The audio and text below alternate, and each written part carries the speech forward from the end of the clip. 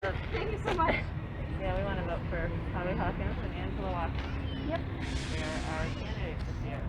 They're the most progressive candidates on the ballot. Oh, they're the biggest, most progressive.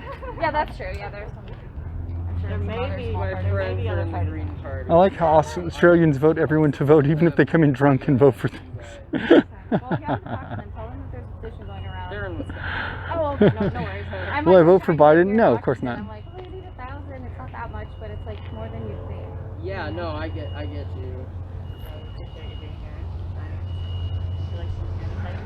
Sure.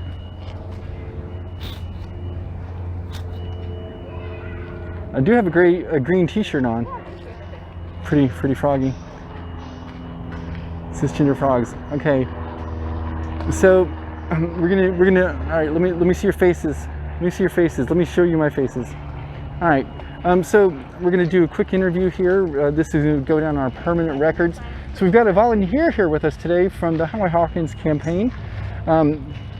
Hi, Ashley. Hello. So Ashley Crabtree is with us here today and helping us gather ballot signatures here in Washington State. Alice, why don't you tell us a little bit about yourself? Yeah, so my name is Ashley, and I am currently working as the assistant for VP candidate Angela Walker. So I live in California. However, I flew up here to Washington to help make sure that we get our ballot access. We need 1,000 signatures.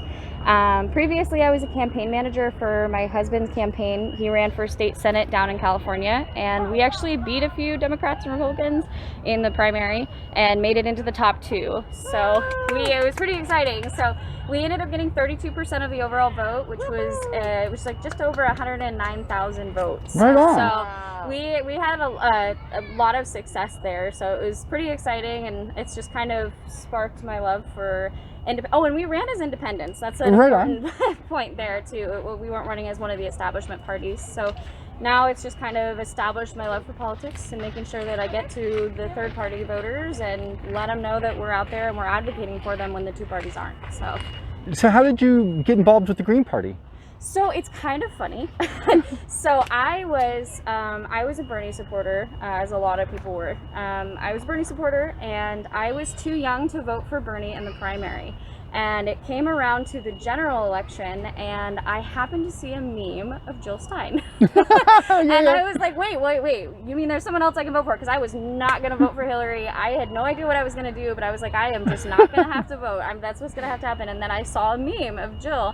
And so I joined the Jill Stein Take Meme Stash, found out all about the Green Party, and I have only ever voted Green in presidential elections now. So basically, I just started from there. It was the Sacramento Green Party. I stayed connected with them after the campaign. It worked. And yeah, it worked. So I ran the Jill Stein Take Meme Stash. Oh, that's awesome! Oh, that's perfect. It did. Yep, that's where you got me from. And now, yes. And now I run the Howie Hawkins Take Meme Stash. Right on. Yep. So I started that group with a couple other supporters, and we now have the Howie Hawkins Take Meme Stash. So it's just now I'll be 22 this year, and I now work on the national campaign, and I'm very excited to be able to get our message out there to all kinds of different voters. So let me ask you a question.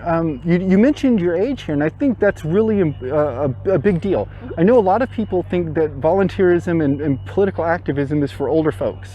Right. But it isn't. And in fact, you can have a meaningful, significantly positive role as a young person in a national campaign. How did that happen for you? How did they find you? Yeah, well, it's kind of funny. I didn't have the easiest growing up, and I was somebody who grew up very poor. During 2008, we had the huge recession. My mom was a server, and my dad was a construction worker. He laid tile, so nobody's remodeling their house and nobody's going out to dinner during the economy crash. And I remember that it was at that time that people were the ones who were helping us. We didn't have a ton of government services that were really helping because we were right in this weird spot where we had a house, but our house went into foreclosure.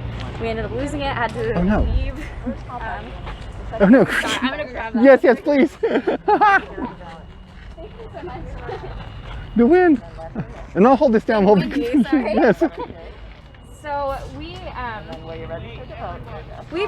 it was just kind of the school of hard knocks for a while there, and I realized that we had people that would come by and would bring food over to the house to try and help out my family. And at that same time, my mom got extremely sick with Graves' disease. And so it was like a radical time for me at a really young age where I was like starting to pay attention to what my parents were saying about politics. And I started to realize that, you know, sometimes there's not going to be a politician who's going to come and save you. And sometimes it's going to be the community around you that helps build you up and helps give you those things. Now, I know that we really did have some services that helped us, you know, things like food stamps, things like that really helped. And I realized that it was like, I want to keep advocating for things like that, for people that need these services. And I think that at that time, it kind of made me a bit radical. And I remember hearing Bernie speak once I got into really paying attention, realizing I could vote, and I was all of a sudden like, this makes sense. We have a world that's set up for the 1%, and as people who are the 99, this is really hard for us. And so it was kind of just started from there. I've always kind of, I know my mom was big into we help other people. And Right, yeah. We go down, we feed the homeless, we do these things, we make sure that we volunteer, we do things, we do soup kitchens, we do this kind of stuff. And it just made it where I realized that I never let my age get in the way of making a difference, because even if I've only touched a couple people, I could make an impact with them. That kind of just snowball effects. You can inspire and radicalize, you know, Yeah. more and more people, and it doesn't really matter if you're young or not. And I think the Green Party gives a really good opportunity for people who are my age. Like last year I was the co-chair of our National Youth Caucus. Yeah. And from there, it was like for us to have a youth caucus where they give delegates to the youth, where they say, listen, we know that you're a minority in politics. We want to hear your voice. We want to hear your experiences, because it's going to be different than than others in the party. And I think that this is such a special political party for the youth. And I want to see more of us feeling empowered and having our voices heard and being able to make the differences that we don't need to wait for older people or politicians that are, you know, Biden's age to take care of. You know, we don't have to just wait until you're over 35 to make a difference. That's a really great point. So we're kind of close on our battery times and everything else. So if there's an inspirational message that you could give to Greens or other people who are in states right now who are doing ballot access, what would that be? Don't be afraid to ask. You know, to quote Wayne Gretzky, you miss 100% of shots that you don't take. You know, it's going to be awkward. You're going to have people that are like, no thanks, and walk away. And it hurts sometimes because you're like, I really care about this. And like, you're shutting me down without even giving it a shot. My biggest thing is just get out there, talk to your friends, talk to your family, let them know that it's like, hey, if you're signing a petition, it doesn't mean you have to vote for him in November, but just give me a chance to prove myself to you before November. Just give us a shot. And I think that is something that you have to just keep going and realize that this is a bigger movement, and reach out to those who are in other states who are petitioning. Get a little support group going, because it can be hard work, but also it's really important work, and it matters so much to us as a campaign team. I mean, I know that the Hawkins team, we talked about it Wednesday, that was the bulk of our meeting, talking about how much we value our volunteers. And my biggest thing is don't let fear keep you from the change that we know we need. Right on.